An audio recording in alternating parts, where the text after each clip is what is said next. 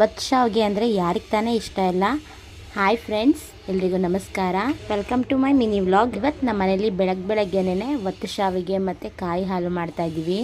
ನಮ್ಮ ಯಜಮಾನ್ರು ನಾಳೆಯಿಂದ ಮಾಲೆ ಹಾಕಿಸ್ಕೊಳ್ಳೋದ್ರಿಂದ ಮನೆಯಲ್ಲಿ ಊಟ ಮಾಡೋ ಹಾಗಿಲ್ಲ ಅಲ್ವಾ, ಹಾಗಾಗಿ ಕಾಯಿ ಹಾಲು ಮತ್ತು ಶಾವಿಗೆನ ಕೇಳ್ಕೊಂಡ್ರು ಅಂತ ಹೇಳಿ ಇವತ್ತು ಬೆಳಗ್ಗೆನೇ ಕಾಯಿ ಹಾಲು ಶಾವಿಗೆ ಮಾಡ್ತಾಯಿದ್ದೀನಿ. ಇನ್ನು ಅವ್ರು ಕೇಳೋದೆಚ್ಚ ನಾವು ಮಾಡೋದೆಚ್ಚ ಅಂತ ಹೇಳಿ ನಮಗೆಲ್ಲರಿಗೂ ಮೊದಲೇ ಫೇವ್ರೆಟ್ ಆಗಿರೋದ್ರಿಂದ ನಾನು ಕೂಡ ಮಾಡಲಿಕ್ಕೆ ರೆಡಿ ಆಗಿಬಿಟ್ಟೆ. ಮೊದಲು ಈ ಕಡೆ ಕಾಯಿ ಹಾಲು ಮಾಡ್ಕೊಳ್ಳಿಕ್ಕೆ ಒಂದು ಪಾತ್ರೆಯಲ್ಲಿ ಸ್ವಲ್ಪ ನೀರು ಇಟ್ಬಿಟ್ಟು ಅದಕ್ಕೆ ಬೆಲ್ಲ ಕರಗೋದಕ್ಕೆ ಅಂತ ಇಟ್ಟೆ.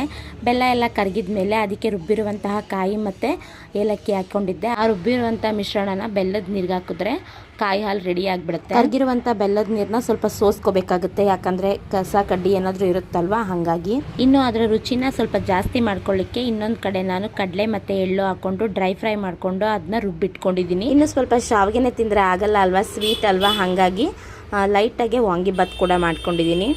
ಇನ್ನು ಆ ಕಡೆ ಕಾಯಿ ಹಾಲು ವಾಂಗಿಬಾತು ಎಲ್ಲ ರೆಡಿ ಆಯಿತು. ಇನ್ನು ಶಾವಿಗೆ ಮಾಡ್ಕೊಳ್ಳೋದಷ್ಟೇ ಬ್ಯಾಲೆನ್ಸು. ಇನ್ನು ಶಾವಿಗೆ ಮಾಡ್ಕೊಳ್ಳಿಕ್ಕೆ ನಾನು ಹಿಟ್ಟೆಲ್ಲ ರೆಡಿ ಮಾಡಿ ಇಟ್ಕೊಂಡಿದ್ದೆ. ಇವಾಗ ನಾನು ಶಾವಿಗೆನ ಒತ್ತುತ್ತಾ ಇದ್ದೀನಿ. ನಾನು ಬೇಡ ಅಂದರೂ ನನ್ನ ಹಸ್ಬೆಂಡ್ ಕೂಡ ಹೆಲ್ಪ್ ಮಾಡಿದ್ರು ಮಧ್ಯದಲ್ಲಿ ಬಂದು. ನನಗೂ ತುಂಬ ಖುಷಿ ಆಯಿತು, ಯಾಕಂದರೆ ಅವ್ರ ಮನೆ ಹತ್ರ ಇದ್ದಾಗ ಅಷ್ಟೇ ಈ ಥರ ಹೆಲ್ಪ್ ಮಾಡೋಕ್ಕಾಗೋದು ಅಲ್ವಾ, ಹಾಗಾಗಿ ಎಲ್ಲ ಅಡುಗೆನೂ ಪ್ರಿಪೇರ್ ಆಯಿತು. ಇವಾಗ ಹಾಲ್ಗೆ ಎಲ್ಲನೂ ತೊಗೊಂಡೋಗಿ 4 ಜನನೂ ಕೂತ್ಕೊಂಡು ಊಟ ಮಾಡ್ತಾಯಿದ್ದೀವಿ.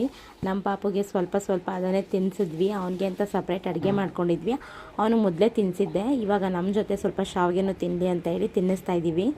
ನನ್ನ ಮಗಳಿಗೆ ಅಕ್ಕಿ ಶಾವಿಗೆ ಅಂದರೆ ತುಂಬಾ ಇಷ್ಟ. ಇದನ್ನು ನೂಡಲ್ಸ್ ಅಂತಲೇ ಕರಿತಾಳೆ. ಅವರ ಅಪ್ಪ ಅದನ್ನೇ ರೇಗಿಸ್ಕೊಂಡು ನಿಮ್ಮಮ್ಮ ನಿನಗೆ ಅಂತ ನೂಡಲ್ಸ್ ಮಾಡಿದ್ದಾಳೆ ನೋಡು ಅಂತ ಹೇಳಿ ತುಂಬಾ ರೇಗಿಸ್ತಾಯಿದ್ರು ಅವಳನ್ನು. ಅವಳು ಅಷ್ಟೇ ತುಂಬ ಖುಷಿಯಾಗಿ ತಿಂತಿದ್ಲು. ನೋಡ್ಬೋದು ನೀವು ಅವಳ ರಿಯಾಕ್ಷನ್ನ. ಎಲ್ಲಿ ಕಲ್ತ್ಕೊಂಡ್ಲೋ ಏನೋ ಗೊತ್ತಿಲ್ಲ, ಯಾವುದೋ ವಿಡಿಯೋ ನೋಡ್ತಾ ಅವಳು ಕಲ್ತ್ಕೊಬಿಟ್ಟಿದ್ದಾಳೆ. ಸೂಪರ್ ಅನ್ನೋದನ್ನ ಯಾವ ರೀತಿ ಹೇಳ್ತಾಳೆ ನೀವೇ ನೋಡ್ಬೋದು.